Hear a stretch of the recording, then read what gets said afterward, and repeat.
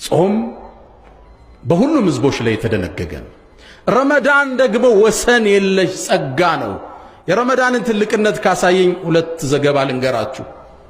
ነቢዩና መሐመድ አለይሂ ሰላቱ ወሰላም በነበሩበት ወቅት ላይ ሁለት ሰዎች እሳቸው ጋር ይሰልማሉ። ረጁላኒ ሚን በኒ አስለማ፣ አስለማ ከሚባለው ጎሳ አባል ናቸው።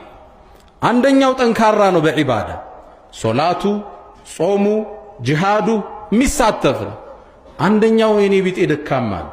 እንደ ነገሩ ይሰግዳል፣ ሱና ላይ ይሳነፋል፣ ጂሃድ በዞረበት አይዞርም። ደካማ ነው ጾም ላይ፣ ተሐጁድ ሶላት ላይ።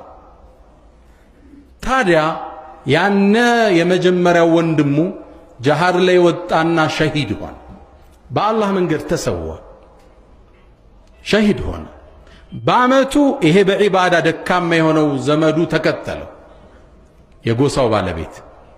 ታዲያ በአንድ ቀን ላይ ወይ በአንድ ምሽት ላይ ጠልሐቱ ብን ዑበይድላህ ከአስሩ ጀነት ከተበሰሩት አንዱ የሆነው ሰሓባ ህልም አየ። ያየው ህልም አስደነገጠው። ወደ ጀነት ሰዎች ሲጠሩ ነው በህልሙ ያየው። ጥሪ ሲደረግ ግን መጀመሪያ ጀነት በክብር እንዲገባ የተደረገው ሁለተኛ የሞተው ያ በዒባዳ ደካማ ይሆን። በጣም ተገረመ ጠልሐ። የመጀመሪያውን ያቀዋል፣ ሸሂድ ሆኖ ነው የሄደ፣ ዒባዳው የጠነከረ ነው።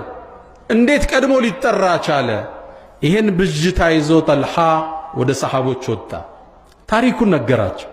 እነሱም ግራ ተጋቡ። እገሌ ነበር ምናቀው በጂሃዱ በእጅቲሃዱ በሶላቱ፣ እንዴት ይሄኛው ደካማው ቀድሞ ጀነት ገባ? ይሄ ወሬ ከሰሃባ ወደ ሰሃባ እየነጠረ ማንጀሮ ጋር ደረሰ። ነቢዩና መሐመድ አለይሂ ሰላቱ ወሰላም ታሪኩን ነገሯቸው። መልእክተኛው በአንድ ቃል ቋጩት። አወሚን አይ ሸይእን ተዕጀቡ፣ ምኑን ያስገረማቸው አላቸው። አወለም ዩዓመር ባዕደሁ ሰና ወአድረከ ረመዳን አሏቸው።